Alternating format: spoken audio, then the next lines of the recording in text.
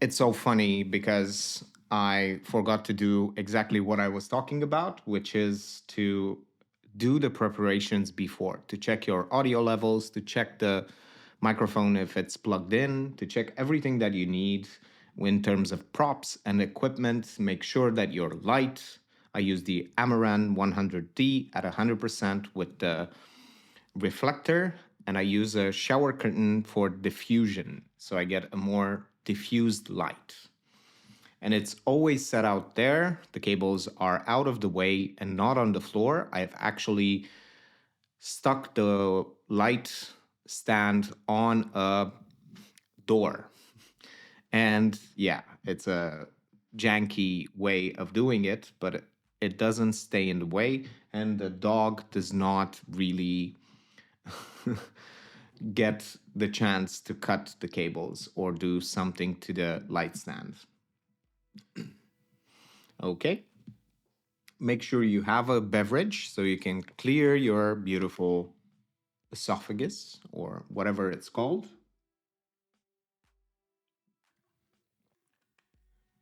And make sure you need and you have handy all the props that you need. Like, for instance, this beautiful gray card that I'm going to use in order to get a proper white balance. I've also set the white balance onto the video itself. And then also I have the program open that I'm going to teach. And I have the QuickTime Player, which I use to do a screen recording. I also check to see if the right microphone is on, which is not. To have a backup recording, because I connect this microphone, which is the Shure MV7, and I connect it to the camera. So it's directly into the camera and also in the MacBook. It needs power from the laptop to be able to be on. I connected, it's a very weird way of connecting this microphone because it's not really built to connect it to the camera.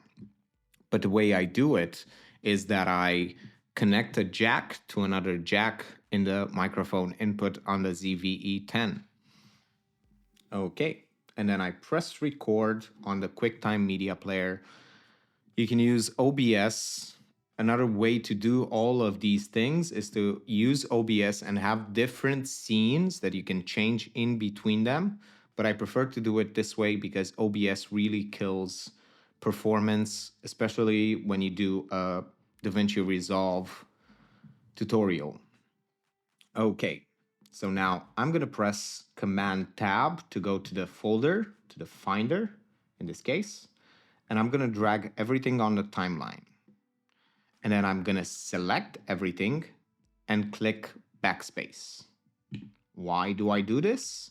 It's because now we're going to go to the cut page. We're going to already have selected the two clips. It's an easier way to import things by dropping it in the timeline. Okay. And then I go over here and I go sync media. And I go over here, sync by audio, because these two have an audio sync. And I'm going to sync it. I'm going to wait for it to sync. And it will probably sync perfectly. If not, that's good. I'm going to do it again until it does. And it did sync it properly. Now I'm going to drop into the timeline. I have the timeline already created here. This is a template actually. It has a few different things. Like for instance, the channel of the audio is a mono. And it has another beautiful thing, which is that if I drop an audio on the first layer over here, the audio already has effects if they would be turned on, which they are not. Weird. Okay. And over here, it's not turned on. And it has a ducking. So you can do the ducking. Ducking means that whenever I speak, the music turns lower. So I go over here and I double click and it has send. And it has all the effects that I need, but this is not an audio thing. And this is on the second channel where the music is. It has a listen and yeah. It just has the effects. Then I'm going to listen to a little bit because I usually do a lot of mistakes in the beginning. Before you see? So I know I can cut over on this side. Okay. Before you Okay. And now I'm going to cut this, and I treat the whole video as a stream because people watch a lot of streams. So I don't really care about the fact that they see a lot of mistakes. There are not a lot of mistakes because I have a lot of experience of talking in front of the camera. If I would toot my own horn, let's say. And then I go straight into color grading because I find the spot where I put the gray card. I undo the whole color grade. I go on to the first one. I go on to primary color wheels, and I go over here, and I'm gonna press it. It doesn't do much. I should see why. It doesn't do anything interesting. So I'm not gonna do the color grade like that. I'm actually gonna do it the same way I always do it, which is to look at the video and see what is wrong with it. I don't think even, is it HLG? I think it is, but it doesn't matter. So I go in and I look at the video and it's quite orange. Orange is both yellow and red because we're talking in RGB is yellow and red. The opposite of yellow is blue. So I'm going to increase, this is quite key. I'm going to increase the blue. I don't lower the red because that lowers the saturation. I want to keep the saturation on. And then increase the green. Maybe that's too much. Okay. Still too yellow, so increase the blue. Let's see how it looks without, with and without. Okay. And I do have some contrast over here that I'm gonna reset. Reset node grade. Oh, that's why it had contrast already, because it had the... I'm doing the color grade this way because it doesn't kill the render. These are completely free. Everything that you have in the primary color wheels, but not the ones at the top and not the ones at the bottom. Everything that it is in the middle over here, all these wheels and all these colors, but I only use the colors. You can also use them to give contrast, but what I like to do is go over on the HDR in a second node. You don't really need a second node because it doesn't kill the render. It doesn't affect the render at all. If you have all your color grade in one node, that's fine. And I go to HDR, I click over here and I go to shadows and lower the shadows. I lowered the shadows, as you can see, right over here. Let's see how it looks before, after. I don't do a very heavy color grade, and I lower the light as well. Okay. And then I go onto the saturation and increase the saturation on global over here. Increase it a bit. Okay. And it's quite nice. It looks perfect. I think it's a bit too contrasty. So let's lower the exposure on the lights a bit more. Perfect. And I think it's a bit red still. Now that I have a bit more saturation. So let's increase the green quite a bit and the blues. Before, after. And that's all I do. I'm gonna also scrub a bit to see if it's correct. And it is. I like it. And after I do this, I go and add the beautiful screen recording on top. So I go into the cut page, sync bin, and I scroll to the part where I have the beginning of the screen recording, and I take the screen recording, I select it, and I press the place on top. I place it on top. It also brings the audio, which I'm going to delete. And then I scroll over here. I'm back on the cut page, not the cut page, the whatever. I zoom into the timeline and then I extended it to the end of the video. Okay. And now I'm going to do something very interesting, which is I'm going to find where I need where I'm already explaining something on the screen recording. So I'm going to listen. MacBook recording so that I have a backup for the audio. Okay. It's going to start about here. Let's start the recording right now and go on to the Finder. Okay. It's already done. And I can zoom in a bit on the recording due to the fact that it's a 4:3, I think.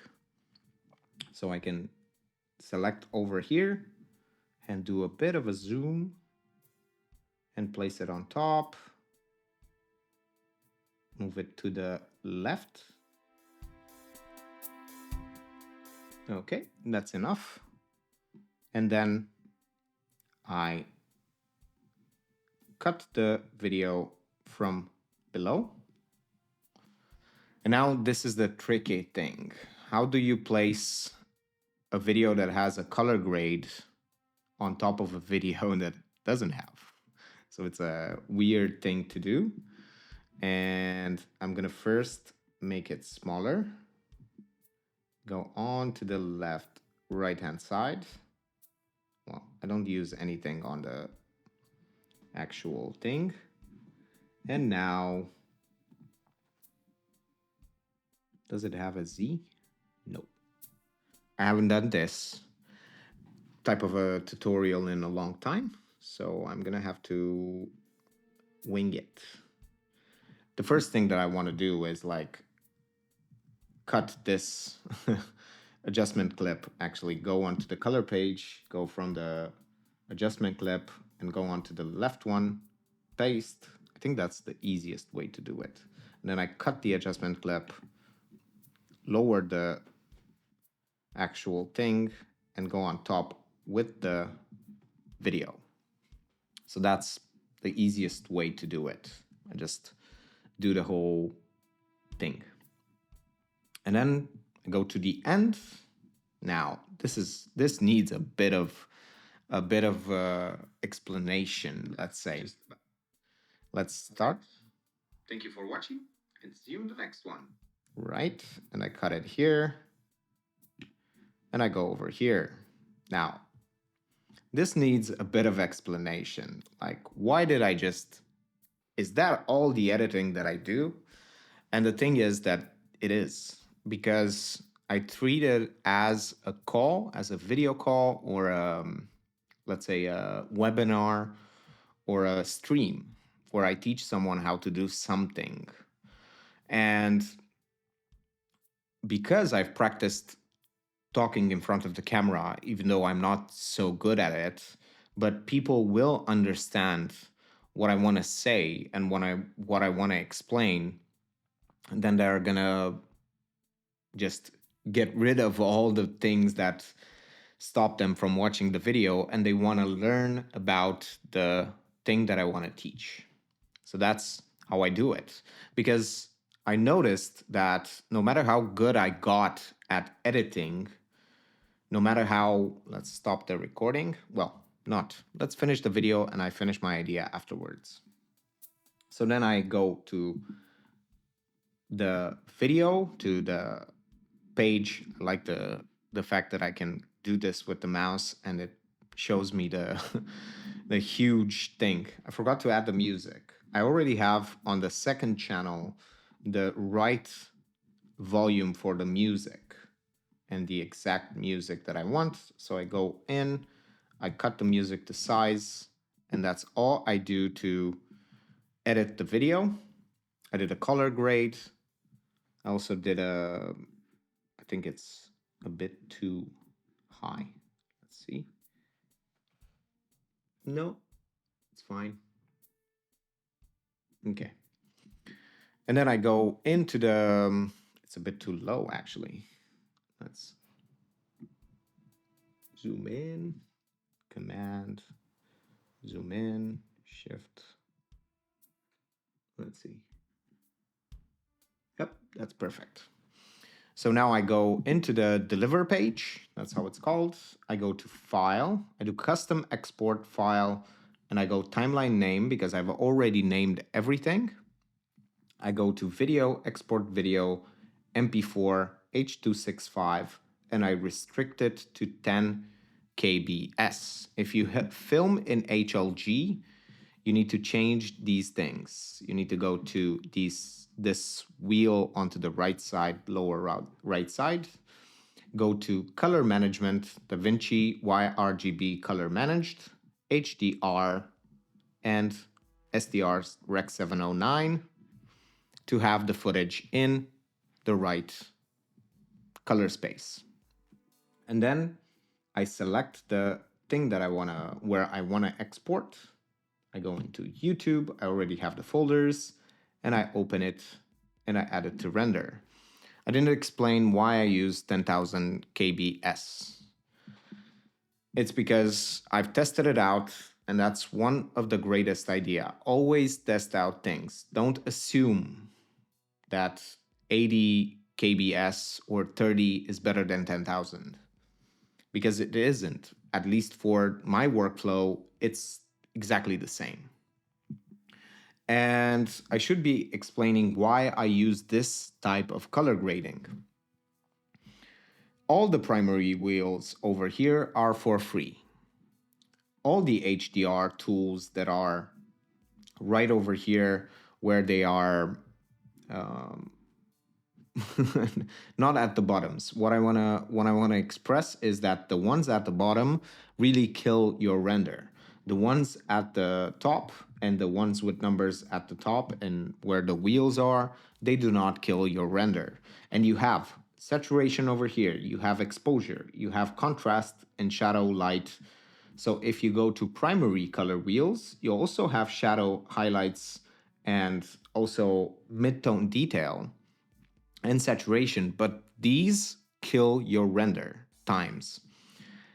These do not on the HDR wheels. Don't ask me why, I don't know. I just did 150 renders for you to not have to do this. Also, curves. Curves don't kill the whole entire thing. You can use as many curves as you want, and it will not. I don't know if you use a lot of renders, if you use a lot of curves, if it kills. But if you use one or two, it doesn't kill your render times. It is as if you are simply transcoding the video from the way you shot it to the way you render it. Okay, and curves, color wheels, and HDRs.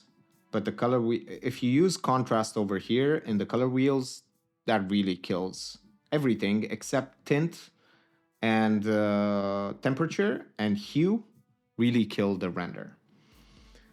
And in the HDR, all the wheels and everything at the bottom except the tint, temperature, and hue, once again, it kills the render. Curves, no problems with curves. So in HDR, you have saturation, exposure, shadows, light. You can use that to give contrast. Let's deliver, and we already added it, and then we start to render. Okay, so I tried to explain that the fact that earlier that the biggest bottleneck in making, let's stop this so I know exactly that now it should be the other video. The biggest hurdle that you have whenever creating videos or tutorials is that you judge yourself way too much. Like, if you think about the fact that people watch streams or they watch uncut videos or webinars, live webinars, The only difference there is that the person that is speaking has a lot of speaking experience. So if you have a workflow that you have to cut like 90% of what you say, then that's not an editing problem. That's a speaking problem. So the biggest bottleneck is that in 90% of the time you don't say what you want to say and you don't have the right ideas. Or your neck or your throat gets dry, so you need some tea.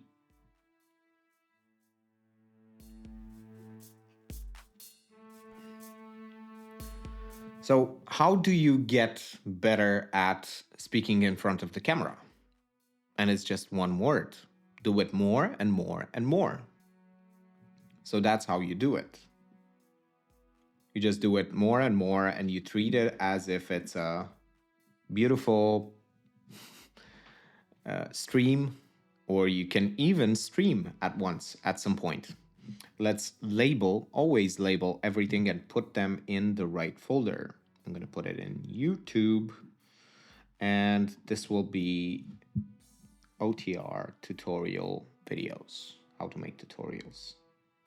If the OTR2, how to make tutorials fast. Okay, and I did it, and it will move the whole thing to the right space. And I think that's just about it. Remember, don't judge yourself too much and try to practice how to speak in front of the camera. It's easier than you think. Treat it as a call, as a Zoom call, or as a webinar, or as a stream. So you would get better and better at teaching people what to do and how to do it. Thank you for watching, and see you in the next one.